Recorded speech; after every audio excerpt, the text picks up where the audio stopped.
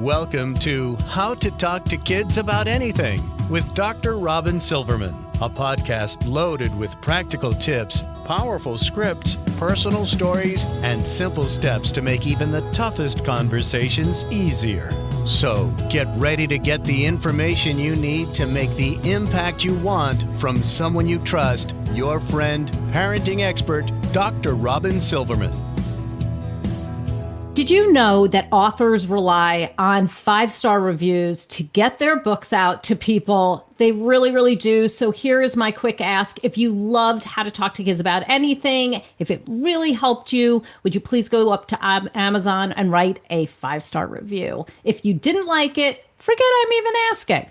I'm nearly at 100 5-star reviews, and I'd love to get a few more to push me over. This helps to get the book more eyeballs. That's it. It's beating that algorithm. And please, any of the books that you've heard on this podcast from my amazing guests, including the one that we hear about today, if you love them, even a quick 2-sentence review really makes a difference. Thank you, and let's get on with the show. We've all heard that refrain, boys will be boys. Today, we're diving into a topic that so many parents, educators, and caregivers are quietly learning about right now, but not always having the ability to talk about it. It's the emotional and social and internal lives of boys. Because while we have often heard about raising strong boys, the question we really need to ask is, what does strength actually mean for our boys today? My guest today, Dr. Katie Hurley, is here to challenge some of our long-held beliefs about boys, emotions, and resilience, and to offer us a powerful new roadmap forward. In her new book, Breaking the Boy Code, she unpacks the silent pressures boys face, from societal expectations to harmful messages about masculinity, and how those pressures are impacting their mental health, their relationships, and overall well-being. With over 25 years of experience as a child and adolescent psychotherapist, Dr. Hurley brings both research and real-world insight into this conversation. And what I love most is that she doesn't just explain the problem, she gives us practical, doable strategies. We're talking about how to help boys build emotional resilience, develop empathy, form healthy relationships, and feel safe expressing who they are. Because here's the truth. Boys don't need to be fixed. They need to be understood, supported, and given permission to be fully human. This episode is for anyone raising, teaching, coaching, or caring for boys ages 5 to 15, and honestly for anybody who wants to understand the boys and men in their lives. So let's get into it. Welcome, Katie, to How to Talk to Kids About Anything. Good morning, and thank you so much for having me. I'm so excited that you're here.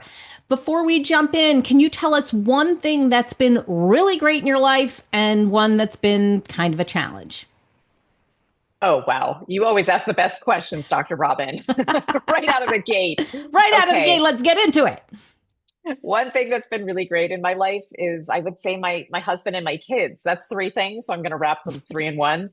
I just feel like we have really good relationships. We've worked hard to have really open and honest communication in our family, and they're my everything. So if everything else went away and I still had them, the world would be great. Awesome. In terms of challenges, I'm going to have to go with cancer. 2 years ago, I think that's probably a big challenge. Yeah. So that was a big one to overcome. I had a lot of support, which was amazing. And I got through it somehow. I can't remember. People say, how did you get through it? And I actually don't remember. I think I blocked it out. I just powered through and did all the things and did what they told me and rested as much as possible, and in remission now, which is the good news. But that was a challenge. For that. So a challenge, but now we're cheering for it because you're in remission, and we're so happy you're here. Thank you. So early in your book, Breaking the Boy Code, and for anybody who is on YouTube, here it is. What a beautiful cover, by the way. Thank you. You say that while we've made strides helping girls find their voice and thrive, we've overlooked the fact that boys need support and guidance too. And as I read that, just like the next couple of lines, I found myself thinking, as we do while we're reading, maybe we've missed this because there's this unspoken expectation that boys are supposed to be strong and capable and not needing help. So, can you walk us through what you call the boy code and what specifically needs to be broken so that we can better support our boys? Yeah. So what I call the boy code is sort of a younger boy slash teen boy version of what research has dubbed the man box. And the man box study, which if you haven't read it, is super interesting, and I encourage you all to look it up, basically studied young men and older men and asked questions around masculinity and what it means and, how they're supposed to be in the world. And some of the results of that showed that men in Mexico, the United States, and the United Kingdom, those were all the three areas studied, all agreed that men are supposed to be stoic, strong, providers, problem solvers. So they're supposed to be these very resilient, very strong humans in the family who are leading the family and providing and protecting and problem solving. And so when I started talking to boys about not that exactly, I wasn't asking the same exact question, but I was asking questions around like, well, what does it mean to be a boy right now? Like, what does it mean to be a boy in middle school? What does it mean to be a boy in high school? They had some very similar answers with more modern language, but basically don't cry, be strong, fake it till you make it, suck it up. If if you're feeling sensitive or upset by something, don't ever show it. Don't ever say it. Don't ever rat another guy out. Only gas guys up in front of other people, even if you don't agree with what they're doing or saying. They have all these rules that are sort of unspoken, but they follow them. And as you know, I have a 17-year-old son. You have a son, so when I was writing the book, I would periodically pull him in and say, "Hey, would you actually agree with this?" Because sometimes when we do research, we're not really getting right what boys want. We're not centering their needs. So I would pull him in and say, what would you add or delete? And I remember him looking over my shoulder last summer saying, yeah, all of this, and add that you can never show anything but anger. Like you're allowed to be angry and that's about it. Yeah. And there's so much there because you have the man box and then you have whatever falls outside of it, as you mentioned, that vulnerability, that emotional expression, even things like kindness can fall outside of the man box, which leaves boys literally boxed in based on what it is that we are defining as boys. One of the areas that you jump into is bullying. And, that word, there's so much to that. We've talked about it for decades now, but it looks different over time. It's evolved so much from when we were kids, especially with technology and the size of the audience right now and how quickly they can access that audience. So what would you say is different about bullying today for boys and how we can proactively talk to and guide boys so that they don't become part of the problem and they don't just roll their eyes and be like, this, you have no idea, you're completely out of touch? So two things. One is that a recent meta-analysis of studies on bullying programs, we've done all the things, zero tolerance, fully free schools, all the things. Sign this pledge. Yes. Where that came from. Sign this pledge. It'll work. None of it has made a difference. We haven't moved the needle at all. The numbers are it's stagnant, right? It's kind of like extraordinary. They're exactly the same. So but as you say, it has changed. The type of bullying or the way boys aggress one another has changed. And so my friend and colleague, Rosalind Wiseman, kind of, uplifted the mean girl narrative, right? Like relational aggression. She put that into the spotlight. And when it, became movie format, everybody was aware of, oh yeah, this is a thing. What we have largely ignored is that it's not specific to gender.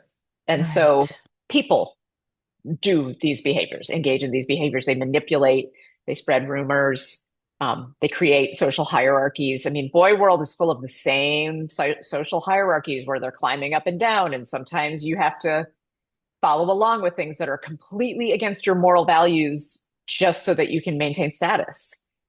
Sometimes you push another kid down so that you can maintain status or gain more status, pushing emotionally, not physically. So it's complicated out there. And, cyberbullying has, of course, taken on even a new meaning in the last 10 years. We started hearing about that with email, and now it's like, we're using AI, right? Mm-hmm. So it's literally everywhere. And one thing that worries me is that everybody's aware that this can happen on social media, and it absolutely can and does, but it can also happen on their school issued Chromebooks and iPads. It can happen through Zoom. It can happen through Google Docs. It can happen through just anything digital, gaming chats, live chats, or written. Like it's everywhere. It's ubiquitous. And so the only way out is through, and the only way through is culture change. So we really have to talk a lot in our families and in our communities and in our schools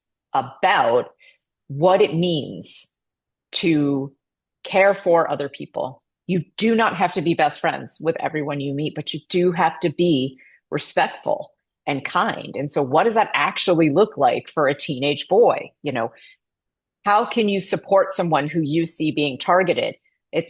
For years, we've talked about upstanders, and I'm guilty of talking about upstanders. Sure. It is a good model in terms of, stand up for other people. It's exceptionally hard to stand up to a bully, like really hard to go head to head with a bully in support of someone else. So what I kind of shifted to about 5 years ago was side standers. Yes, I saw that in the book. I highlighted it. Yeah. So, like if you see someone who's being targeted, whether it's verbally or, looks like it could get physical or whatever it is, just make eye contact, walk by them and whisper, "Hey man, we're over here. Like, let's go. We're waiting on you. Let's go eat lunch." Get out of here. Like just whatever, use your own language. And I always say to boys, like, tell me how you would say it. Here's my old lady version. Oh my gosh, my son totally points that out to me. No boy, like no guy would say that, Mom. I'm like, I'm not saying say that. Use your own language. So funny. Such a good one to ask. Like, how would you say this? Because they're like, nobody would say that. Nobody. Right. Yeah. But that's an easier thing to do. And I mean, you've probably done it. I've done it as an adult, even. Absolutely. Like, just like, oh, hey, I haven't seen you in a while. Come on. So. Right. Like get that person out of that situation. Yeah. I think it's really important what you're saying, that there is a different approach that needs to be taught that's less, look at me, I'm saving the day, and more of literally a whisper rather than a yell, like, leave him alone. No, that's not going to happen. And the more that we say this is how it's supposed to happen, the less likely it is that it's going to happen, and we're not solving the problem. So that's really appreciated. You dive into the concept of toxic masculinity, which I know is a loaded term and is controversial. So there's different ways of expressing this, but this is the way that it's been talked about in the past. How do we walk the line? Seeing that we were just talking about this, like our old lady voice and whatever. How do we walk this line where we're raising boys who feel strong and capable? I mean, I can hear my husband in my head. Like, we want our boys to feel strong and capable. We want them to be able to, look like they're able to do it in front of other boys, while also giving them full permission to express their emotions and not bottle things up. How do we walk this line that feels really dangerous in some ways, precarious, and hard to toe? It is hard to toe. I will say, let's just validate that for every parent, educator, grandparent out there. Listen, I know you have like a bazillion listeners, so whoever you are and whatever your context, I want to validate that this is an exceptionally hard piece of mentoring and raising boys right now in particular. So what I would say is this. I'm fond of saying, argue with your intellect and with compassion, not with anger. It's okay to be angry. To be angry. Sorry. It's okay to be angry. Totally acceptable emotion. But when you are trying to de-escalate a situation or stand up for someone else, or even just make a point, like, I don't want to engage in this, use your intellect, use what you know to be true and use compassion in the way that you speak. And this is why I talked a little bit earlier about culture change.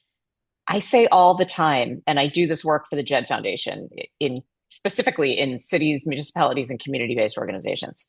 We have got to get home, school, and community on the same page about definitions of bullying, definitions of empathy and compassion, what we're looking for, what our expectations are. We have got to have shared definitions and shared expectations across contexts so that everybody's giving and getting the same message.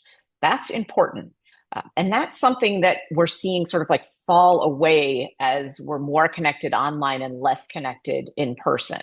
So, but what I mean by that is, helping boys in the home, or if you're a mentor or you're a coach, so many great mentors out there for young men and boys. Thank goodness. Yeah. And so, helping them instead of dismissing and like, oh, knock it off, separate corners. That's kind of that was the advice we got at Gen X, right? But instead of separate corners, right? Like pull together and help, like moderate and be willing to say, like, sounds like you guys are having an argument over something. Let's get to the bottom of this. You say your piece, you say your piece. Let's get to the middle. What's the middle? Everybody pick a point that they think is the middle, and we start getting closer together that way. So the thing is, it's never a one and done. I mean, this is a full-time job, but also in the home, I always say that all kids, regardless of age, even college kids, the big kids, they need a soft landing when they come home. And so many young people right now don't have a soft landing. They come home from school and it's, what's your homework? What'd you get on the test? Did you score any goals? What have you practiced your violin? Whatever it is, right? It's like peppered with questions about success, achievement, practice, getting there. It's always like thinking about what's the next thing. And they need to come home and flop. And people are like, well, why do boys hide behind locked doors? It's the only place to not feel pressured. So really giving them the soft landing and then normalizing mental health talk. I mean, a question I ask all the time, I don't ask, how are you? I ask, hey, how's your mental health? And I do that to my friends too. I just do that. I'm trying to normalize it out in the world. But I do it in my home because we need to do that. And so when Sean comes home from work, if he looks like he's had a long day, hey, how's your mental health? So that he can model for my son, Liam, crappy. I just sat in LA traffic for 45 minutes and I need to go for a walk because I'm irritated, being able to have those honest conversations. We chip away at it little by little. I think it's a really important thing that you're saying here. And I feel like I've been living it now. My child is almost 16, my boy. My daughter is 17. My son is going to be, I can't even believe it, 16 in June. And each day he comes into my office after school and I'm on my chair where I'm doing all my reading and typing, and he flops into this chair that I'm sitting in right now. And I find it one of the most important times of the day where I'm like, tell me about what happened in school today, because these people got into a fight. This teacher doesn't seem to get him. He feels like, this one is always needling him and this one's, he's got to be able to get that out, because otherwise they shove it down. What would you say is the danger of not doing it, of not asking the questions, of not allowing the soft place to land? Well, like you say, they shove it down. And when they shove it down, it accumulates. There's a graphic in the book of a volcano that my daughter actually drew for me. And basically they're shoving down these big negative emotions for the most part, and they grow and they grow and they grow. And when they blow, it's significant. And a lot of times what happens is a boy will have a blow up and a parent panics because they're like, is there something really wrong? Right. Does he need a therapist? What does he need to get out of this? Like, how did I not see it? And you didn't see it because it was silent. It was internal for so long, because boys are socialized. Even if in our own families we don't do that, It happens out in the world. My son is a Mhm. basketball player, and I'll tell you what, I think we've had one coach that ever dealt with the emotional part of the game. He's Yeah. 17, he's going to be a senior. So it is out there in the world, in school, on the playing field, everywhere. The boys still get that message. Just get over it, move on, suck it up, be a man. A Hmm. man would never cry and show emotions. And it's like, this is so dangerous. We're causing so much harm to boys and young men by perpetuating this. We know better now. We have so many decades of research that we know better, that every single human on this planet needs to get their emotions out, regardless of gender identity. But for boys in particular, we're doing this. And then it comes out in this explosive, helpless way. And so, the suicide rate for boys is 3.5 times that of girls right now. And that doesn't surprise me. And I wish it did, and I work in this field by day. And I wish that it surprised me, but it doesn't, because we don't give them enough opportunity to cry or not cry, to vent, to flop down in your chair and either be silent, but just be with you. I mean, we underestimate the power of co-silence, where we're just sitting and being, and giving them the chance, So asking one open-ended question like, what happened at school today? Like you say, or, how's your mental health? And then wait, give them time. It's such a powerful tool in our kids, and we underestimate it. It is. It's that moment where you shut the book, you shut the computer, and you just wait and you listen. Because Yeah. as you said, there's a big reaction, and that big reaction can be explosive and in anger, and you don't know what just happened, and now there's a hole in the wall. I speak from experience, I've seen that too. Or there's that implosion where that person just falls apart. Mhm. Drugs, alcohol, suicidal ideation, it really does have an effect. And so we need to move from the way it's always been, and that boys will be boys mentality, to how does it need to be so that our boys can thrive. In the second part of your book, you look into some of these positive things that we can be doing to help our boys. You talk about building strong connections. One of the things that I find truly most important in life for anybody. Today, with so much screen time and online gaming, where boys can literally hang out without ever being face to face, I see this a lot in my own home. Why don't you get together with so and so?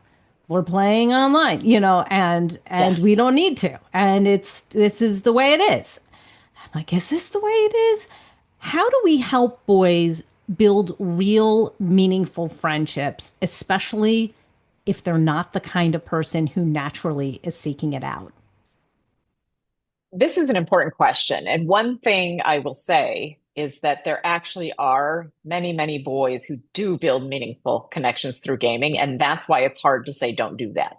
Right. Right. I mean, there are the people who would say, take it all away. And it's hard to say, take it all away, including social media. We know that LGBTQ youth are connecting on social media in meaningful ways, where a Hmm. lot of people aren't.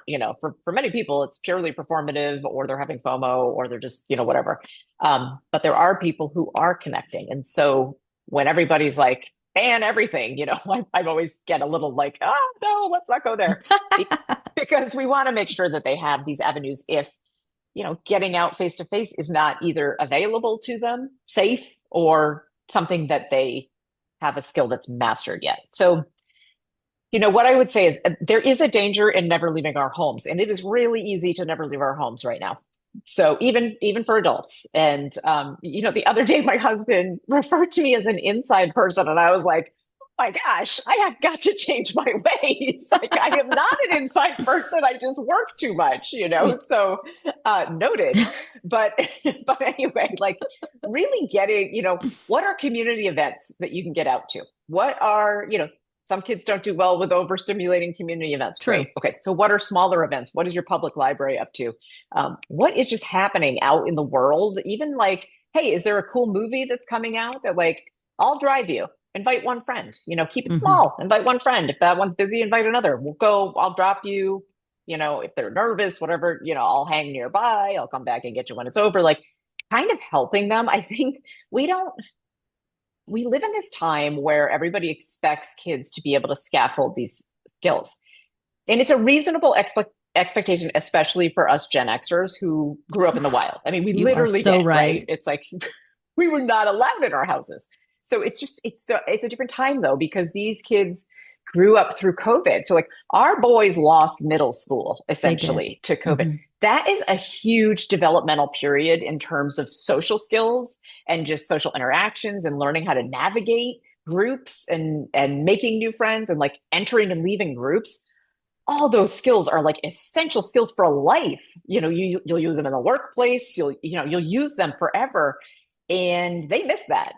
And there wasn't time to make it up because when schools resumed, everybody was petrified that no one was going to be able to do math. So all we focused on was, math and reading, which important stuff, but we forgot. And we are starting to see that. And I'm sure you're seeing it too, Dr. Robyn, but we're starting to see that social skills lag in live time. And boy, Ooh, is are it, we ever? yeah. Yes. Yeah, it's Um, it's like a social skills lag and an emotional foundation yeah. line, like just a baseline of being able to handle what's going on.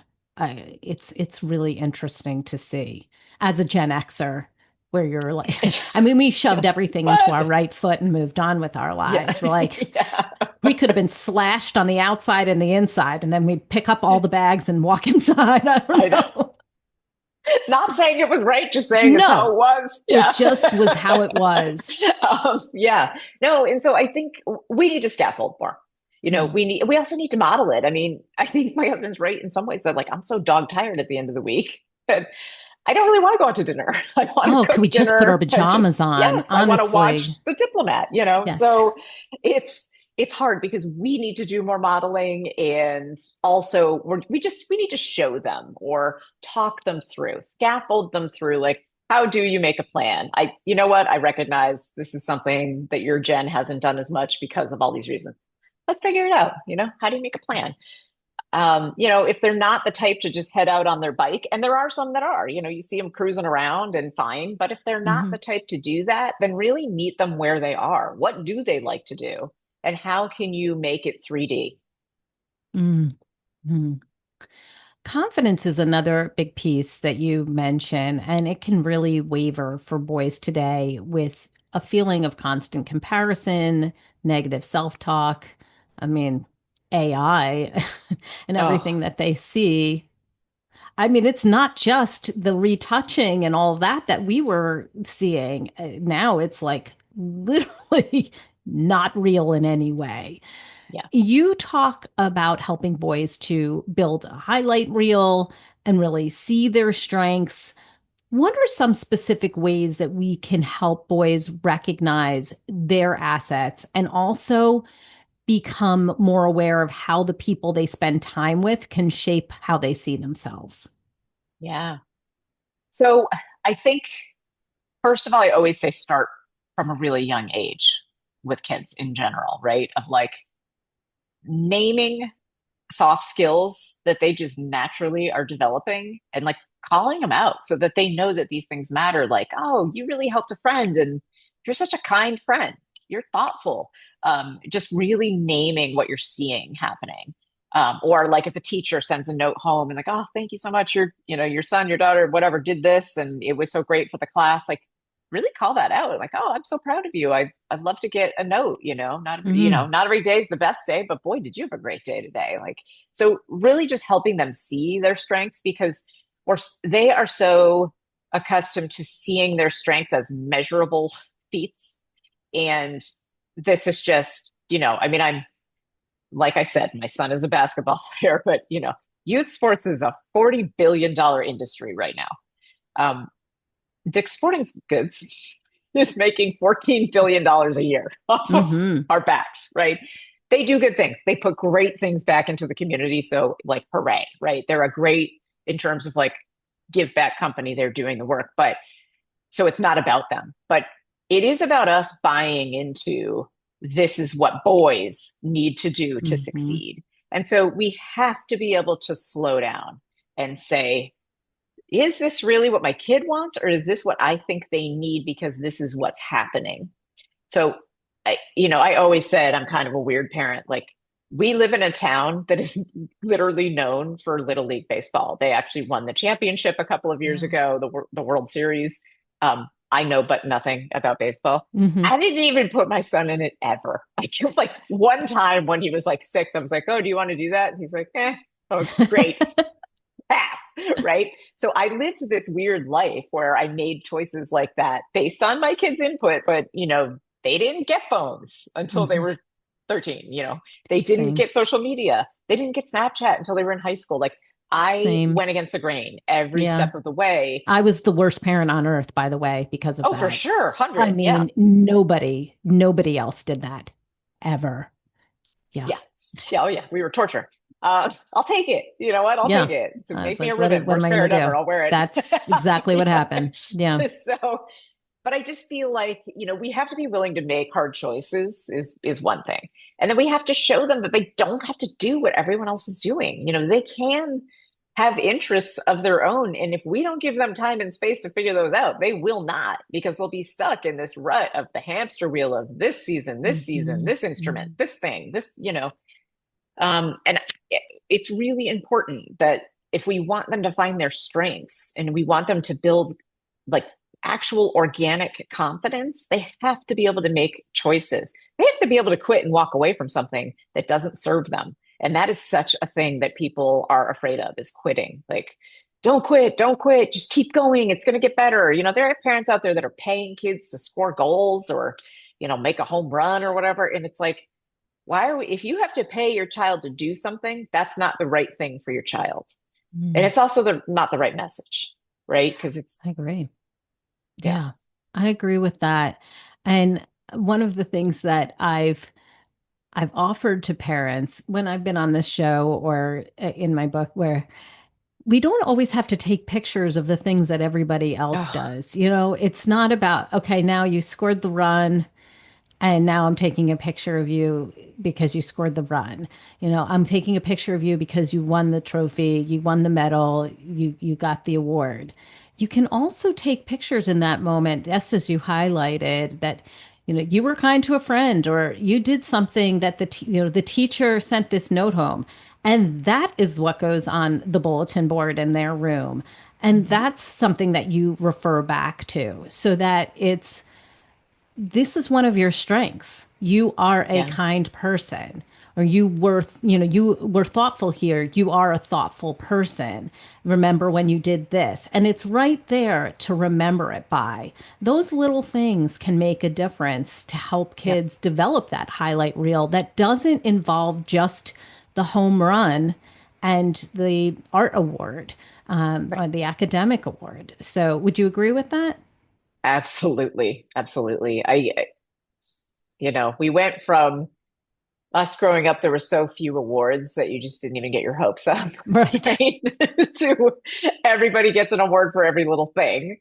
That was not the right answer either. No. And now we're in this place of like, show it on social media. That's the award, as if it makes the parents' highlight reel. And it's like, so when I talk about building a highlight reel, I am talking about an internal or on paper, like, Mhm. what are the things that are important about you? What makes you someone that other people want to hang out with? That's a question I ask kids all the time. Well, tell me what about you makes you someone that other people like to spend their time with? Because people do like to spend their time with you. That stops people in their tracks because they have to think, oh, well, it's not because I am good at baseball or math. That's not it. I mean, maybe it's the math, but that's super niche, right? But it's going to be other things. Why am I interesting? Why am I good to hang out with? Often it's going to be, oh, you're funny, you're calming, you're someone that makes life enjoyable, and they need to start learning that early. I love that question, Katie. That is such a pointed question that really makes them think and well beyond the things that have been celebrated by society. That is a good one. Let's bring it all together. If we want our boys to grow into resilient, capable, emotionally aware leaders, we must do what? What would you say? We must reframe the narrative around masculinity because it is at about age 6 that boys start learning that they shouldn't cry and they should be tough and they should be stoic and they should be aggressive in their communication. Um, which down the line, you're seeing it too, but it's like young women today have no patience for mansplaining and aggressive communication. They just don't. The college, you know, female identifying students, they are not having it. They will go alone for Yeah. as long as necessary, right? And so we do a disservice to boys when we continue to follow this path. We have such an opportunity to say, like, the masculine narrative can be just so open and it can be full of compassion and it can be full of leadership, but like co-leadership, like work together with other people. Don't compete against each other. Work together. I always Relational relational. Yes, leadership. that's throughout this book. Thank you for saying that. Throughout this book, the common thread is relational safety, building those relationships across the gender spectrum, across age groups, where people feel, safe and comfortable enough to speak up and say, "Hey, I have this thought. What do you think?" We're in such a time now where people are afraid to do that, even adults, because they don't want to have somebody say, "No, you're wrong," or, blah, blah, blah. I mean, I see it on social media all the Ooh, time, right? yes. Somebody came after me recently because I stated that social workers are trained in dismantling systems of oppression. They didn't It's like like, that. they didn't like that I'm wrong. Like, but I'm also I a know social you're work a social professor. worker and you have your PhD in social work, but honestly, you have no idea. Exactly. But so to me, it's funny, right? To you, it's funny. But to other people, it's like, why would I talk? Like, why would I speak? Why Exactly. would I have an idea? And we need to, the way that we undo this is by promoting a positive culture, a positive narrative, and then really scaffolding those skills for our boys and young men so that they do have the confidence, but they also have the empathy and compassion to proceed through the world thinking of others. I mean, girls Mm-hmm. have been told from the get, be nice, be kind, have empathy, but we don't do that. And so we need to meet in the middle with everybody, right? Mm-hmm. It's too much on one end and not enough on the other. We got to meet in the middle with everybody. Mm-hmm. What would you say is your top tip if you want every parent and educator listening today to walk away with something? What would you hope is the top tip that you would hope they'd walk away with? Listen more than you speak, because when you ask a boy a question and then you sit back and listen, really listen, you'll get a whole lot of information into a world that you might not truly understand. Mm, I agree with that. And it may be surprising and it may be different though than the way that you thought, that you Yeah. think. That is super interesting to me. I feel like I'm getting taught something all the time now by my kids. And Yeah, sometimes it's a hard pill to swallow, honestly. It can be. The way for that sure. we were raised, the way that we know things or do things isn't always the right way right now. Right. And sometimes we need to be open to hearing that too. Finally, what's your resource of the week? Where can we go to get more information about you, your book, and the work you're doing? Well, the best place to find me and interact with me is on Instagram at Dr. Katie Hurley, LCSW. I know my Hmm. handle. The best place to see more information about my book is probably my website, which is practicalkatie.com.